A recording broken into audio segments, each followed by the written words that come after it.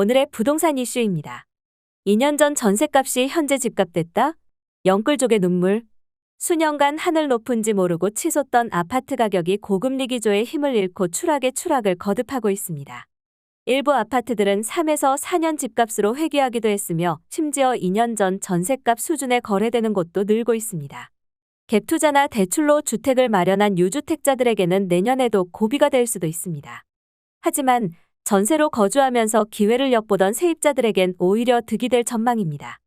현재 전세 가격으로 내 집을 장만할 수 있어서입니다. 부동산 시장에서 나름 선전했다는 평가를 받는 수도권도 더 이상 안전지대는 아닙니다. 서울을 포함한 수도권 전역 아파트 가격이 2년간 내리막길을 걷고 있기 때문입니다. 지방에 비해 하락폭이 상대적으로 적을 뿐입니다. 어떻게 된 일인지 네티즌들의 반응과 함께 보러 가시겠습니다.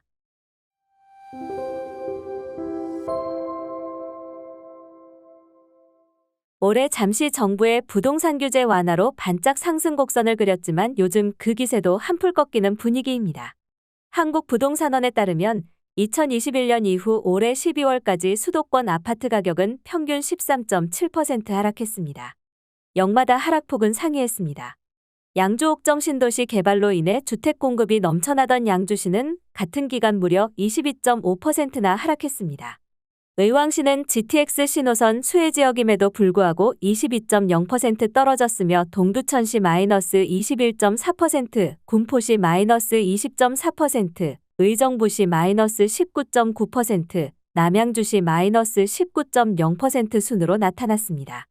송도국제도시를 품고 있는 인천 연수구와 시흥대고 신도시가 위치한 시흥시의 하락폭도 매우 크게 나타났습니다. 실제 거래되는 주택시장의 분위기는 더욱 나쁩니다. 같은 도시 권역 안에서도 희비가 엇갈리기도 합니다.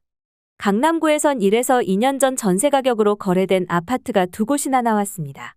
도곡동의 쌍용에 가는 전용 107B 타입형이 지난달 겨우 14억 원에 팔리며 새 주인을 맞이했습니다.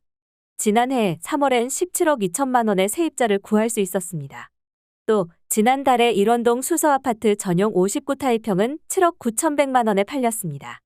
2021년 당시 이 아파트는 7억 원 선의 전세 거래가 이루어졌습니다. 경기도와 인천시도 전셋값 아파트를 어렵지 않게 찾아볼 수 있습니다. 남양주시는 호평마을 금강아파트 전용 84 타입형이 이달 4억 8천만 원에 팔렸습니다. 해당 주택가격의 전셋가격은 2021년 7월 최고 4억 7천만 원에 달했습니다. 인천 송도 신도시도 침체의 늪을 피해가지 못했습니다. 12월 이편한 세상 송도 전용 84 타입형이 6억 9천만 원의 거래가 이루어졌습니다. 2022년 당시 해당 주택형의 전셋가격은 최고 6억 5천5백만 원이었습니다. 또 인천 서구 거맘동의 거맘동 신명 스카이뷰이차는 11월 전용 84 타입형이 3억 2천만 원에 팔렸습니다. 지난해 5월에는 최고 3억 2천만 원의 세입자를 구할 수 있었습니다. 전세 가격이 집값이 된 셈입니다. 요즘 부동산 시장 전문가 사이에서도 주택 매수 타이밍에 대한 의견이 엇갈립니다.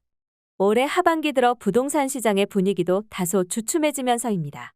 KB부동산원에 따르면 2023년 수도권 매수 우위 지수는 23.6에 불과합니다. 매수 우위 지수는 0에서 200범위 이내이며 지수가 100을 초과할수록 매수자가 많다, 100 미만일 경우 매도자가 많다를 의미합니다. 전세 수급 지수의 의미도 비슷합니다. 전세 수급 지수는 11월 현재 105.8로 양호한 편에 속합니다. 하지만 지난달 113.4보다 6.7%나 감소한 수치입니다.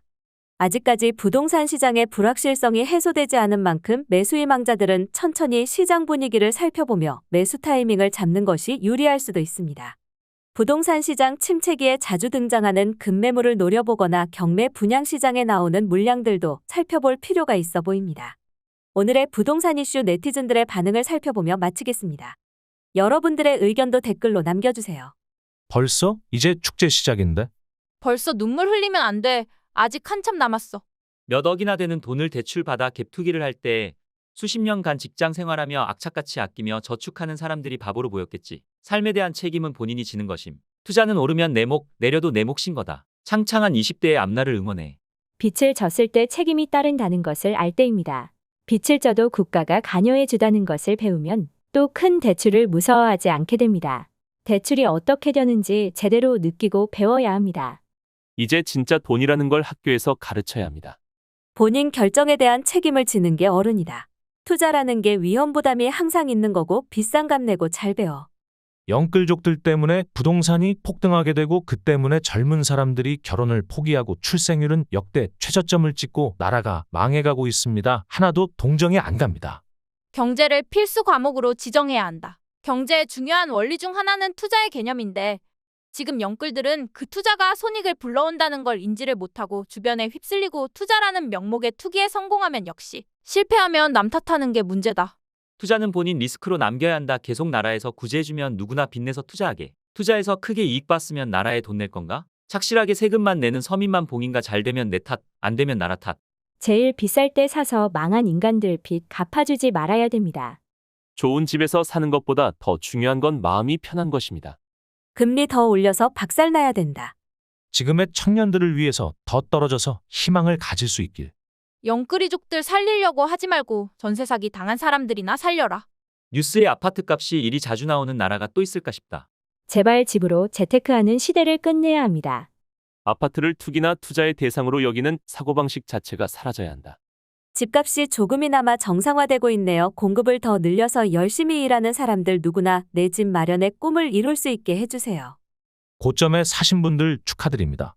영끌이들 한번 머리통 터져봐야 정신 차리죠. 피해 나눠갖기 뭐 이런 소리는 접어두시고 알아서 빠져나오도록 해주세요. 여기까지 네티즌들의 반응이었습니다. 시청해주셔서 감사합니다. 여러분들의 의견도 댓글로 남겨주세요. 구독과 좋아요는 영상 제작에 큰 힘이 됩니다.